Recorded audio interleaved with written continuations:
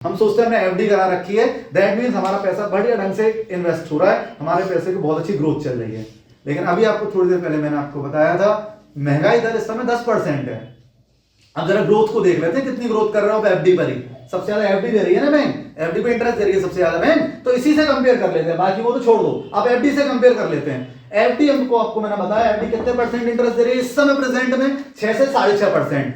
ठीक है, महंगाई दर मैंने आपको बताई थी 10% महंगाई दर है, मतलब कि 100 रुपए अगर आप बैंक में जमा करते हैं, 100 रुपए बैंक में जमा करते हैं एफडी में, तो आपको एक साल बाद लगभग 106 रुपए 50 पैसे मिलेंगे, 6.5% पर लगाकर चलते हैं। लेकिन मैंने आपको बताया इस समय 10% तो महंगाई दर चल रही है, 10% महंगाई दर चल रही है, यानी कि जो चीज आज आप मार्केट में 100 रुपए की खरीदना चाह रहे थे, एक साल बाद वो मार्केट में आपको मिलेगी 110 रुपए की, 10% महंगाई रेट लग गया।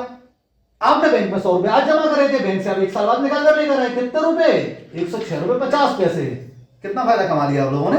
फायदा है, बहुत बड़ा फायदा कमाया। हाँ फायदा है क्या? अरे ध्यान से देखेंगे तो फायदा नहीं है, आप लॉस में चले गए, आप -3.5 रुपए लॉस में चले गए, इतना आपने लॉस खा लिया बैंक में एफडी में भी जमा करने पर। क्यों?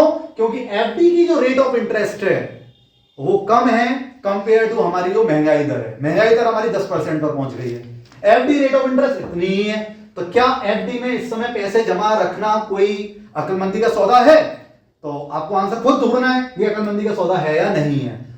ठीक है, जब हम बात एफडी की कर चुके तो बात करिए ऊपर, तो बात और ही अलग बन जाती है। अच्छा एक और चीज यहां पर आपको, यहाँ 3.5 रुपए की बात मत करिए, आपको यह भी मालूम होना चाहिए एफडी के इंटरेस्ट पर इनकम टैक्स भी कटता है, यानी एफडी के जो आप इंटरेस्ट कमा रहे हैं ना, उसको आपको कुछ पैसा इनकम टैक्स डिपार्टमेंट को भी देना पड़ेगा, तो उसको और काट लीजिए। तो सोच कर देख लीजिए यहां पर अगर आपने एफडी में पैसे जमा कर रखा है तो क्या वो ग्रोथ कर रहा है? ग्रोथ की बात छोड़िए, वो पैसा आपका माइनस में जा रहा है, आपका पैसा बैक जा रहा है। देखिए एक थोड़ी सी अमाउंट है, इतनी अमाउंट जो हम सेफ चाहते हैं, क्योंकि देखिए इतने ऑप्शंस जितने मैंने यहाँ पे सामने आपके सामने रखे इन्वेस्टिंग के, इनमें ये जो 2 ऑप्शन है बैंक और पोस्ट ऑफिस, ये सबसे ज्यादा सेफ है, ये सबसे ज्यादा सेफ है, गवर्नमेंटेड होते हैं, सबसे ज्यादा सेफ है। ठीक है, तो मैं ये नहीं कहूंगा कि बैंक में आप पैसा जमा मत करिए कि आप पोस्ट ऑफिस में पैसा जमा मत करिए, लेकिन आप केवल उस पैसे को जमा करिए बैंक और पोस्ट ऑफिस में जिसको आप चाहते हैं कि ये आपको, आप एक छोटी सी बात बताता हूं आपको, नेक्स्ट 6 मंथ में अगर आपको जितना लगता है कि नेक्स्ट 6 मंथ में हमें इतने पैसों की जरूरत पड़ सकती है घर खर्च के लिए, आपको कहीं कुछ घूमने जाना है, कुछ करना है, अगले 6 महीने में आपको जितने पैसे की जरूरत पड़ सकती है उतना पैसा बैंक अकाउंट में डालिए। उसके अलावा जो भी पैसा आपने बैंक अकाउंट में डाल रखा है निकाल लीजिए। वो पैसा आपका घट रहा है, वो पैसे की वैल्यू कम हो रही है, उसको स्मार्टली सेविंग करेंगे। आगे मैं आपको ऑप्शंस बताने जा रहा हूं स्मार्टली सेविंग के लिए। ठीक है, तो बैंक अकाउंट में मैं आपको सिंपल सा ऑप्शंस बता देता हूं कि 6 मंथ, नेक्स्ट 6 मंथ, आज से अगले 6 महीने तक आपको जितने पैसों की जरूरत पड़ रही है उस पैसे को आप बैंक में डाल दीजिए। घर में नहीं रखना भी है, घर में तो रखना ही नहीं है, घर में तो कभी कभी चोर डाकू आ गया, कभी कोई आ गया, पैसा निकल जाएगा। सबसे सिंपल ऑप्शन आप बैंक में डाल दीजिए। ठीक है, आपको मालूम होना चाहिए विदेशों में तो बैंक पैसा जमा करने के लिए ब्याज लेते हैं, देते नहीं है, लेते हैं, क्योंकि वो विदेश में आप बैंक को बोल रहे हैं हम तो सिक्योरिटी दे रहे हैं आपको। हमारे इंडिया में तो कम से कम भी ऐसा नहीं है, आपको ब्याज दे ही रहे हैं। तो अगले 6 महीने तक आपको जितने भी पैसों की जरूरत पड़ने वाली है just put in the bank, but उसके अलावा जितना भी पैसा आपके पास में है गलत जगह पर डाल रखा है आप लोगों ने, आपके पैसे की वैल्यूएशन कम हो रही है। ठीक है, तो बैंक और पोस्ट ऑफिस दोनों ही सिमिलर वर्क करते हैं, दोनों ही गवर्नमेंटेड हैं, दोनों में रिस्क आप ये मानकर चल लीजिए, मैं 0% तो यहां पर भी नहीं कहूंगा। आपको ये पता होना चाहिए कि बैंक भी 100% सेफ नहीं होते हैं। इसके बारे में मैं आपको बता दूं, अगर कभी भी कोई बैंक डिफॉल्टर हो जाती है, बैंक भी डिफॉल्टर हो जाती है, हाँ जी गवर्नमेंट बैंक भी डिफॉल्टर हो जाती है, बड़ी से बड़ी गवर्नमेंट बैंक भी डिफॉल्टर हो सकती है।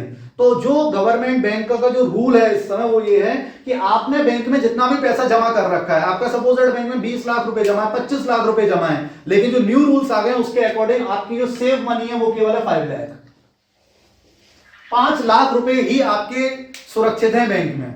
मतलब ऐसे समझ लीजिए कि आपका पैसा जिस भी बैंक में जमा है, अगर वो बैंक डूब जाती है, आपका 25 लाख जमा है, लेकिन बैंक लायबल है आपको लौटाने के लिए केवल 5 लाख। ये बैंक की तरफ से रूल्स होते हैं कि 5 लाख ही वो मैक्सिमम आपको रिटर्न करेंगे, भले ही आपका पैसा 25 लाख जमा क्यों ना हो। तो इसलिए ये मत कहिए कि गवर्नमेंट भी 100% सेफ है, 100% सेफ तो यहां पर भी नहीं होता पैसा आपका, यहां पर भी रिस्क बनी होती है। हाँ ये बात जरूर है कि गवर्नमेंट बैंक डूबने के चांस ना के बराबर ही होते हैं, ऐसा बहुत, क्योंकि गवर्नमेंट बैंक डूबने का मतलब आप समझ लीजिए कि गवर्नमेंट ही डूब जाएगी, पूरी तरह से हमारी जो इकोनॉमी है वो ध्वस्त हो जाएगी। तो ये बहुत कम चांसेस होते हैं, लेकिन आपको जानकारी होनी चाहिए केवल आपका 5 लाख रुपए का ही सेव होता है बैंक में, और सेम पोस्ट ऑफिस में। अच्छा एक थोड़ी सी जो बेटर स्कीम होती है बैंक और पोस्ट ऑफिस दोनों के पास में होती है, ये होती है पीपीएफ। पीपीएफ ये थोड़ी सी बेटर स्कीम होती है compare to these accounts. PPF में क्या होता है इसको जानते हैं। देखिए पीपीएफ में क्या होता है, ये आप मिनिमम 500 रुपीज से ओपन हो सकता है, यानी मिनिमम आप 500 रुपए जमा कर इस अकाउंट को ओपन कर सकते हैं, और मैक्सिमम जो आप जमा कर सकते हैं एक साल के अंदर वो 1.5 लाख रुपए जमा कर सकते हैं। 1.5 लाख रुपए तक मैक्सिमम आप जमा कर सकते हैं, यानी एक साल में मिनिमम 500 और मैक्सिमम 1.5 लाख रुपए तक आप इस अकाउंट में जमा कर सकते हैं। पीपीएफ में मिनिमम 500 से लेकर मैक्सिमम 1.5 लाख रुपए तक आप पीपीएफ अकाउंट में जमा कर सकते हैं। अब इसके फायदे जानते हैं, इसके फायदे क्या है।